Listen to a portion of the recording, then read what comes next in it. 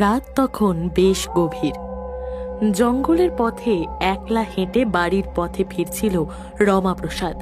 অদূরে ভেসে আসছিল হিংস্র জীবজন্তুদের কলতান আর ঝিঁঝি পোকার ডাক।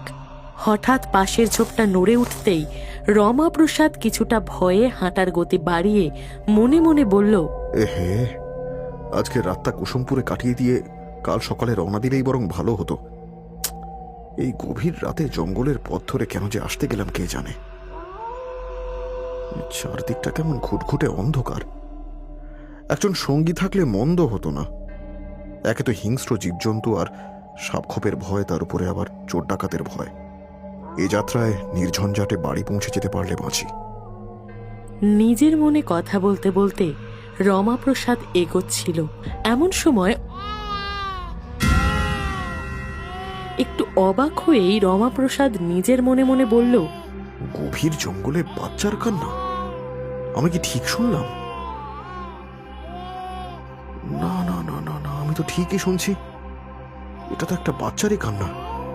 কিন্তু এই গভীর জঙ্গলে বাচ্চা কোত্থেকে আসবে? কিছুই তো বুঝতে পারছি না। যাই, কিছুটা এগিয়ে গিয়ে দেখি কি ব্যাপার। পারলে তোর এই বাপটাকে ক্ষমা করিস মা, ক্ষমা করিস আমায়। তুই বেঁচে থাকলে না না না না, আমাকে শক্ত হতে হবে।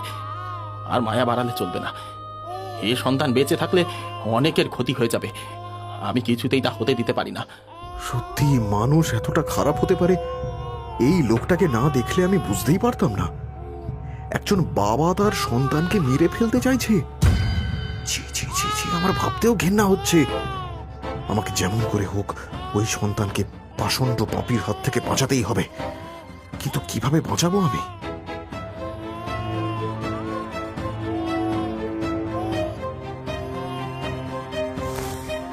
ভজন তার কোলের সদ্যজাত শিশুটিকে আগুনে নিক্ষেপ করতেই যাবে, এমন সময় রমাপ্রসাদ ভজনের মাথায় ডাল দিয়ে সজোরে আঘাত করতেই আর সাথে সাথে শিশুটিও পড়ে গেল মাটিতে। রমাপ্রসাদ সময় অপচয় না করে শিশুটিকে কোলে তুলে নিল। ওহ, এ কেমন পাষণ্ড বাবা যে কিনা নিজের সন্তানকে মেরে ফেলতে দুবার ভাবে না। এমন ফুটফুটে মেয়েকে কেউ মারতে পারে? ইস, হে ঈশ্বর, কেউ চেয়েও পায় না, আবার কেউ পেয়েও তার কদর করতে জানে না। শিশুটি রমাপ্রসাদের দিকে তাকিয়ে খিল খিল করে হাসতে লাগলো।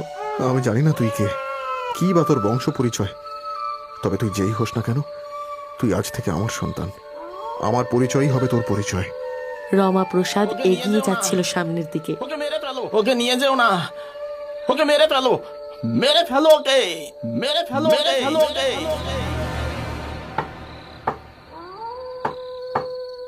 অন্নপূর্ণা তড়িঘড়ি দরজা খুলতেই দেখল দরজার অপর প্রান্তে দাঁড়িয়ে রমাপ্রসাদ। বেশ খানিকটা অবাক হয়ে সে বলল, কি গো, তুমি মাঝরাতে এমন ফিরে এলে যে? আর তোমার কোলে বাচ্চা? আমি তো কিছুই বুঝতে পারছি না। আরে বলছি বলছি, সবটা বলছি, আগে ভেতরে চলো। হ্যালো বন্ধুরা, আজ আমি পিএসজি এবং সিরিয়া এর অফিসিয়াল পার্টনার 1x নামক একটি অ্যাপ্লিকেশন সম্পর্কে কথা বলতে চাই, যেখানে আপনি cricket, football, tennis live match দেখে তাদের স্কোর ভবিষ্যৎবাণী করে সহজেই অর্থ উপার্জন করতে পারবেন এবং আইফোন, ল্যাপটপ এবং নগদ পুরস্কার জেতার সুযোগও পাবেন। এই অ্যাপে আপনি অনেক গেম পাবেন, যেমন crash, crystal, under and over 21, আরো আকর্ষণীয় গেম খেলে আপনি সহজেই আয় করতে পারবেন। রেজিস্টার করার সময় আমার প্রোমো কোড TWITOO ব্যবহার করে প্রথমবারের জমাতেই 24,000 টাকা পর্যন্ত পান। আপনি বিকাশ, ব্যাংক, পেটিএম, ক্রিপ্টো, পেপল এবং অন্যান্য সহজ পদ্ধতির মাধ্যমে সহজেই আপনার জয়ের অর্থ উত্তোলন করতে পারবেন। এখানে আপনি 24/7 গ্রাহক সহায়তা পাবেন। তাহলে দেরি কিসের? পিন করা মন্তব্যের লিংক ব্যবহার করে আপনার প্রথম সুরক্ষা বাজি ধরুন, অথবা গুগলে যান এবং 1x টাইপ করুন। আমার প্রোমো কোড TWITOO ব্যবহার করুন, গেম খেলুন এবং নগদ পুরস্কার জিতুন। এবার বলো তো কি হয়েছে? আমি এই জঙ্গলের পথেই আসছিলাম। হঠাৎ জঙ্গলে একটা বাচ্চার কান্নার শব্দ শুনতে পাই। আমি কাছে গিয়ে দেখি বাচ্চাটিকে কেউ একজন ফেলে রেখে গিয়েছে, কেউ কোথাও ছিল না।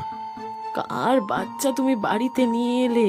আমার খুব মায়া হলো গিন্নি, আমি ওকে ফেলে আসতে পারলাম না, তাই ওকে আমি আমার সঙ্গেই নিয়ে এলাম। দাও, আমার কোলে দাও দেখি।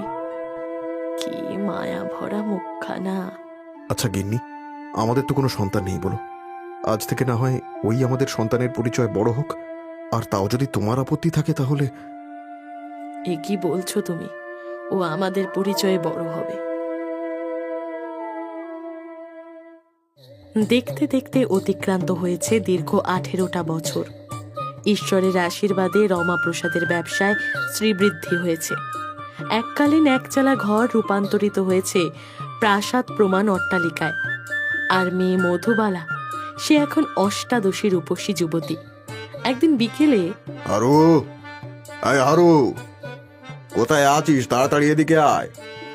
আগে কর্তা বাবু বলেন। আরে মধুমাকে দেখছি না, সে কোথায় তাকে গিয়ে বল আমি ডেকে পাঠিয়েছি। আগে কর্তা বাবু, এই দিদিমণি তো ঘরে নাই, এই সে নদীর দিকে গেছে। ঠিক আছে, তুই যা, তাকে গিয়ে ডেকে নিয়ে আয়, যা।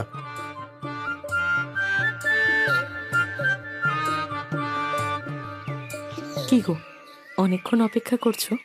এতক্ষণে বুঝি তোমার আসার সময় হলো? এতটা পথ হেঁটে আসতে তো সময় লাগে নাকি? এত ভালোবাসো আমাকে? তোমার টানেই তো রোজ ছুটে আসি, তোমাকে একটি বার দেখবো বলে। কিন্তু কতদিন আর এভাবে চলবে বলো তো? তুমি ভেবে দেখেছো তোমার পরিবার কোনোদিন আমাকে মেনে নেবে না? কেন মেনে নেবে না? আমার বাবা আমাকে খুব ভালোবাসে, আর আমার কোনো কাজে বাধা দেয় না। তাই আমার বিশ্বাস বাবা তোমাকেও ঠিক মেনে নেবে। তুমি সত্যি বলছো? তোমরা অত বড় ব্যবসায়ী পরিবার, সেখানে আমি একজন সামান্য রাখাল। যদি তুমি আমাকে ভালোবাসো, কখনো এমন কথা বলবে না। তোমাকে আমার দিব্যি। আচ্ছা বাবা, বলবো না। ঠিক আছে, তুমি যখন বলছো তাহলে আর রাগ করবো না। জানো, তোমার কাছে এলে নিজেকে পৃথিবীর সবচেয়ে সুখী মানুষ মনে হয়। তোমার গন্ধ যে আমায়। এ কি দিদিমণি, তুমি এই রাখালটার সাথে কি করছো? মুখ সামলে কথা বলো, মাত্রা ছাড়িও না। ভুলে যেও না তুমি এক সামান্য লেঠের। আমি আমার মাত্রা জানি দিদিমণি, কিন্তু কর্তা বাবু এসব জানতে পারলে ভীষণ রাগ করবে। সেসব তোমাকে দেখতে হবে না। যাও এখান থেকে, দূর হয়ে যাও আমার চোখের সামনে থেকে। এবার কি হবে? তোমাদের বাড়ির লেঠেল তো আমাদেরকে একসঙ্গে দেখে নিয়েছে। এত ভয় পাচ্ছ কেন? এটা ভয় না পাওয়ার মতন কোনো বিষয়। শুনেছি ভালোবাসলে নাকি অনেক পরীক্ষা দিতে হয়। ধরে নাও এটাও সেরকমই একটা পরীক্ষা। আসি।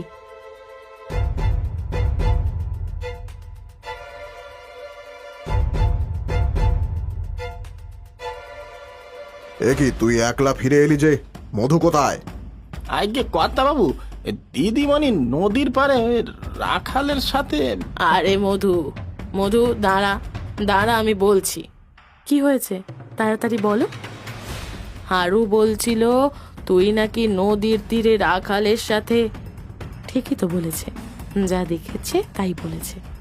তার মানে তুই কি ভুলে যাচ্ছিস তুই কোন বংশের মেয়ে? তুই যা শুরু করেছিস এরপর তো গ্রামে মুখ দেখানো যাবে না। ভালোবাসার সময় বংশ দেখিনি মা। এক চড় মারবো মধু। তুমি একটু চুপ করো গেন্নি, আমাকে কথা বলতে দাও। তা হ্যাঁ রে মা, তুই কি রাখাল ছেলেকে ভালোবাসিস? হ্যাঁ বাবা, আমি বংশীকে খুব ভালোবাসি। বিয়ে করলে আমি ওকেই করব। তোর মাথাটা কি একদম খারাপ হয়ে গিয়েছে? কি যা তা বলছিস? গিন্নি, হচ্ছেটা কি? থামো।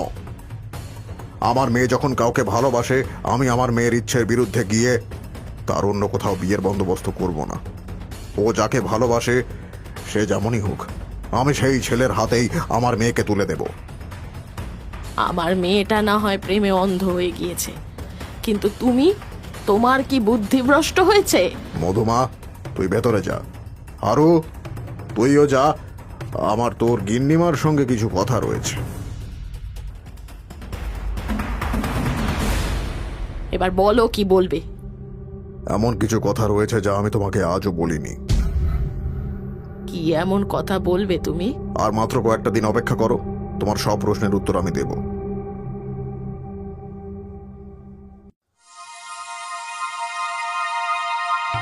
আজ সকাল থেকেই বণিক পরিবারে যেন আনন্দের ফোয়ারা ছুটেছে। কারণ আজ বণিক পরিবারের একমাত্র উত্তরাধিকারী মধুবালার বিয়ে পাশের গ্রামের বংশীদাসের সাথে। বাড়ি সাজানো হয়েছে হরেক রকমের রং বেরঙের ফুলের মালায়।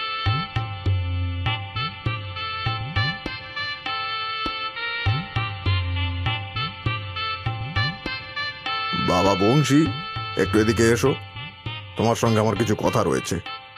হ্যাঁ বলুন, কি বলবেন? দেখো বাবা, মধু আমার একমাত্র মেয়ে। ওকে কোনোদিন কোনো কাজে আমি বাধা দিইনি। ও আমার প্রাণের চেয়েও প্রিয়। শুধু এটুকুই অনুরোধ, ওর চোখে যেন কোনোদিন জল না আসে। আমি আপনাকে কথা দিচ্ছি, আমি কোনোদিনও মধুর চোখের জলের কারণ হব না। এটুকু ভরসা আমায় করতে পারেন আপনি। যাক, এবার আমি একটু নিশ্চিন্ত হলাম। কি গো, এখানে বসে কি করছো? আমি সেদিন তোমায় মিথ্যে কথা বলেছিলাম এটা ভেবে যে আমার মুখে সমস্ত সত্যি শোনার পর বিপদের ভয়ে তুমি যদি মধুকে আমাদের সাথে রাখতে না চাও, সেই জন্য। মানে?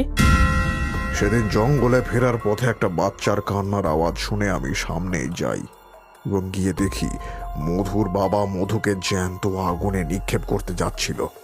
তখন আমি নিজেকে সামলাতে না পেরে মধুর বাবার মাথায় গাছের ডাল দিয়ে আঘাত করি। তারপরে কি হলো? ওর বাবা সেখানে লুটিয়ে পড়ে। আমি তখন মধুকে আমার সাথে নিয়ে আসছিলাম। তখনও আমার উদ্দেশ্যে ওর বাবার সতর্কবাণী ভেসে আসছিল। সতর্কবাণী? এটাই যে ওই বাচ্চাকে যেন আমার সঙ্গে নিয়ে না আসি, আমি যেন ওকে মেরে ফেলি। আমি তো তোমার কথার কোনো অর্থ বুঝতেই পারছি না। আমি ওই সতর্কবাণী উপেক্ষা করে মধুকে আমার সঙ্গে নিয়ে আসি। বুঝলাম। একটা জিনিস খেয়াল করে দেখেছো, মধু যবে থেকে হাঁটতে শিখেছে তবে থেকে গ্রামে বিড়াল, কুকুর, ছাগল এইসব কমে যেতে শুরু করেছে। হ্যাঁ, এটা আবার কি কথা? মধুর হাঁটার সাথে বেড়াল, কুকুর, ছাগল উধাও হওয়ার কি সম্পর্ক? সম্পর্ক আছে গিন্নি, সম্পর্ক আছে। এতদিন আমিও এই গ্রামের বেড়াল, কুকুর, ছাগল উধাও হয়ে যাওয়ার ঘটনাটা খুবই সাধারণ ভাবতাম, কিন্তু তাদের ছিন্ন ভিন্ন দেহাবশেষ গ্রামের বিভিন্ন প্রান্তে পাওয়া যেত আজ থেকে বেশ কয়েক বছর আগে।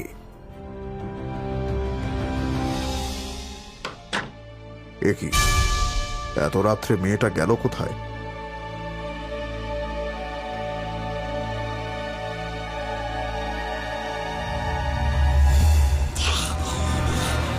কি বলছো কি তুমি?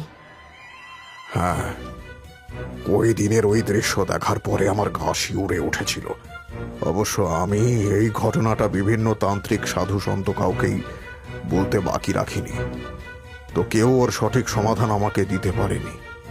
মধু যে কোনো মানুষ নয়, আমি সেটা ওই দিন ওই ঘটনাটা না দেখলে বুঝতে পারতাম না গো। তাহলে এবার কি করণীয়? তাই মধুকে আমি কোনো কাজেই বাধা দিই না, কারণ কখন কি রূপ বেরিয়ে আসে তার কে জানে। তাই মধু যখন ওর ভালোবাসার মানুষের কথা জানালো, তখন আমি ভাবলাম ওকে যত শীঘ্র সম্ভব আমাদের জীবনের থেকে দূর করা যায় ততই মঙ্গল। দেখতে দেখতে কেটে গেল প্রায় 1 মাস।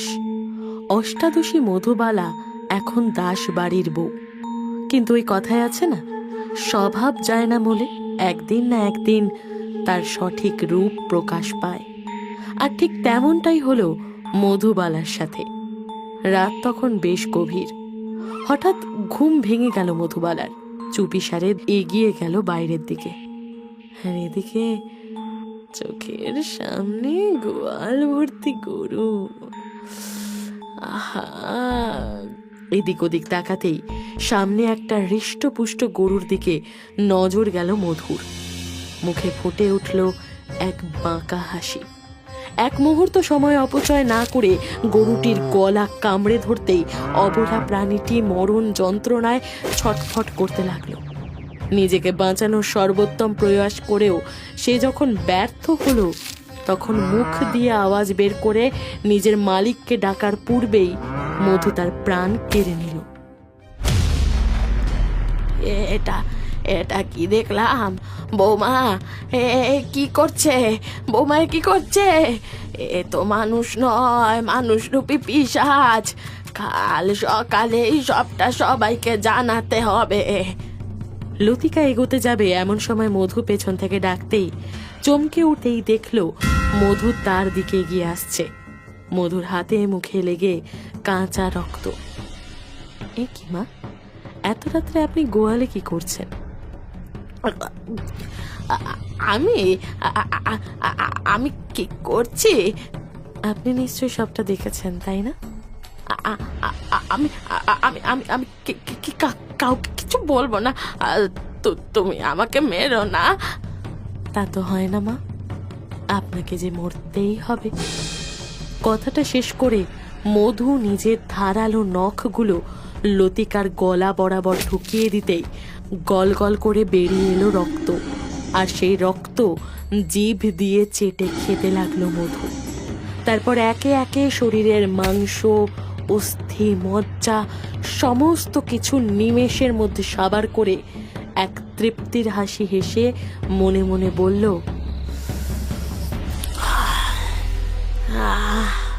কি স্বাদ! পশুর মাংসের চেয়েও তো মানুষের মাংসের রক্তের স্বাদ আরো ঢের বেশি। এই বুড়ি আমার সব সত্যি জেনে গিয়েছিল, তাই তাকে যে মরতেই হতো, আর যেই আমার পথে আসবে তাকেই আমি শেষ করে দেব।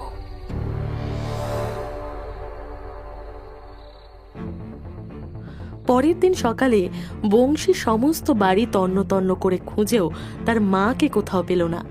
এভাবে কেটে গেল আরো একটা মাস। এই এক মাসে গ্রাম থেকে উধাও হয়ে গেল 4-4টে মানুষ।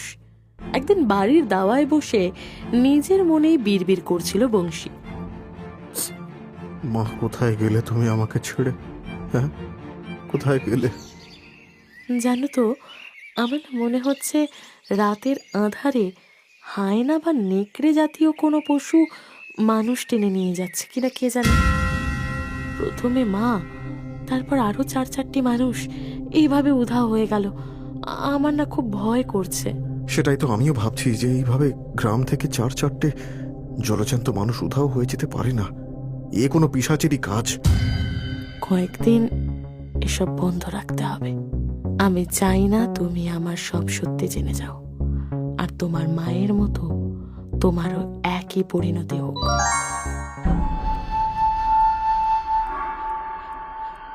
ওই দিন রাতে নিজের মনে জাগ্রত হওয়া রক্ত মাংস ভক্ষণের লালসা সামলাতে না পেরে মধু গোয়ালে গিয়ে একটা গরুর গলা কামড়ে ধরতেই মানুষ আর নিরীহ পশু খেকো সেই পিশাচ আর কেউ নয়, সেটা তুমি।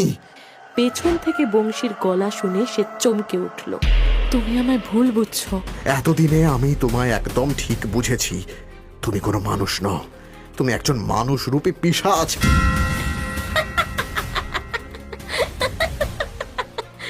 ঠিক ধরেছিস, আমি মানুষ নই। এতদিন গরু, ছাগল, কুকুর এসব খেয়ে পেটের জ্বালা মিটিয়েছি। তারপর মাকে খাওয়ার মাধ্যমে শুরু করেছি মানুষ খাওয়া। ফসন্ডি, তোকে আমি ছাড়বো না। তুই আমার মাকে খেয়েছিস। তোকে যদি আগে চিনতে পারতাম, তোকে ভালোবেসে বিয়ে করেছিলাম আমি। আর তুই আমার কিচ্ছু করতে পারবি না। ওদের খেয়েছি, এবার তোর পালা।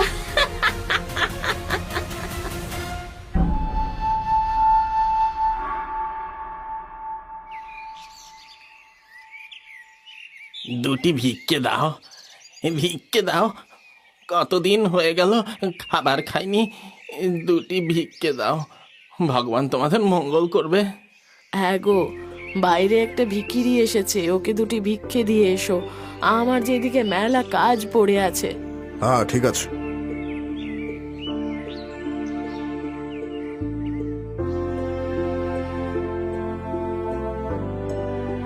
ভজনের মাথার পেছনে একটা ক্ষতচিহ্ন দেখা মাত্রই রমাপ্রসাদের মনে পড়ে গেল 18 বছর আগে জঙ্গলের সেই রাতে দেখা লোকটার কথা। একটু দাঁড়াও। তোমাকে কোথায় যেন একটা দেখেছি, আমি ঠিক মনে করতে পারছি না। যদি কিছু মনে না করো, একটা কথা জিজ্ঞাসা করতে পারি কি? করো না বাবু। তোমার মাথার পিছনে চোটটা কি করে লাগলো? দেখে তো মনে হচ্ছে অনেক বছরের পুরনো। ও, ওই চোরটা, ওটা জঙ্গলে একজন আমার মাথার পেছনে মেরেছিল, আর আমি। থামো। তার মানে তুমি সেই যে নিজের মেয়েকে ওই দিন জঙ্গলে পুড়িয়ে মারতে যাচ্ছিলে? কিন্তু তুমি কি করে জানলে? সেদিন আমি তোমার মেয়েকে তোমার হাত থেকে বাঁচিয়ে আমার সাথে করে নিয়ে এসেছিলাম। তার মানে সে এখনো বেঁচে? হায় ঈশ্বর, তুমি ওকে বাঁচিয়ে কি বড় ভুল করেছো তুমি নিজেও জানো না। সাধারণ মেয়ে নয়, ও ও একজন পিশাচ। কিন্তু একজন মানুষ কিভাবে? সব হতে পারে, সব। আমার বউটা কালো জাদু করত, তখন মেয়েটা ছিল পেটে। তন্ত্রক্রিয়ায় কোনো একটা ভুল হয়ে যাওয়ার জন্য আমার স্ত্রী মারা যায়, আর সাথে সাথে তার পেট ফেটে বেরিয়ে আসে আমাদের সন্তান। তারপর? আমার সন্তানকে দেখা মাত্রই এক তান্ত্রিক বলে ও মানুষ নয়, পিশাচ রূপে এই পৃথিবীতে জন্ম নিয়েছে। ও যেখানে থাকবে সেই স্থান শ্মশান হয়ে যাবে। কিন্তু কিন্তু ও এখন কোথায়? অবশ্য তুমি ঠিক কথাই বলেছ। আমি দেখেছি মধুকে কুকুর খেতে। ও আমাদের এখানে আসার পর থেকেই আমাদের গ্রামে একের পর এক গবাদি পশু উধাও হয়ে যেতে থাকে। কিন্তু কিন্তু ওর তো বিয়ে হয়ে গেছে, পাশের গ্রামেই ওর শ্বশুর বাড়ি। কার সাথে বিয়ে হয়েছে? ওই তো এই পাশের গ্রামের বংশীদাস, সে একজন রাখাল। হে ভগবান, ওই মেয়ে এতদিনে ওই গ্রামকে শ্মশান করে দিয়েছে। আমাকে এখনই ওখানে নিয়ে চলো। বাবা, বাবা আমাকে বাঁচাও, বাবা, বাবা আমাকে বাঁচাও, বাঁচাও, ওরা আমাকে মারতে এসেছে বাবা, বাবা। আজকে আমাদের একদম আটকাতে আসবেন না বণিক মশাই। আপনার মেয়ে একজন মানুষ খেকো ডাইনি, সে কথা আপনি নিশ্চয়ই জানতেন। এই ডাইনিকে আজ মেরেই ফেলবো আমরা। ও আমাদের গ্রামে অনেককে খেয়েছে, আজও শেষ দিন। ঠিক বলেছিস, এই মানুষরূপী ডাইনিকে জ্যান্ত পুড়িয়ে দে। ও নিজের স্বামী আর শাশুড়িকে খেয়েছে, গ্রামের কত নিরীহ লোকের প্রাণ নিয়েছে। ও বেঁচে থাকলে গ্রামের আরো লোক মরবে। ছি ছি ছি, এত খিদে তোর? সবাইকেই তো খেয়েছিস, এবারে আমাকে আর তোর মাকেও খা। আজ আমাকে আজকেও না, যে কাজটা সেদিন তুমি আমায় করতে দাওনি সেই কাজটা আজকে আমাকে করতে দাও। সেদিন তুমি যদি আমাকে না আটকাতে, আজ এতগুলো মানুষের প্রাণ যেত না। কে তুই? এত বড় বড় কথা বলছিস যে? আমি তোর বাপ।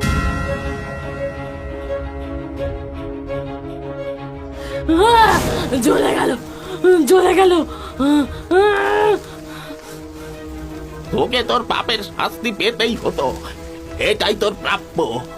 ভাবিস না আমি হেরে গেছি, আমি আবার ফিরে আসবো, আমি আসবোই প্রতিশোধ নিতে।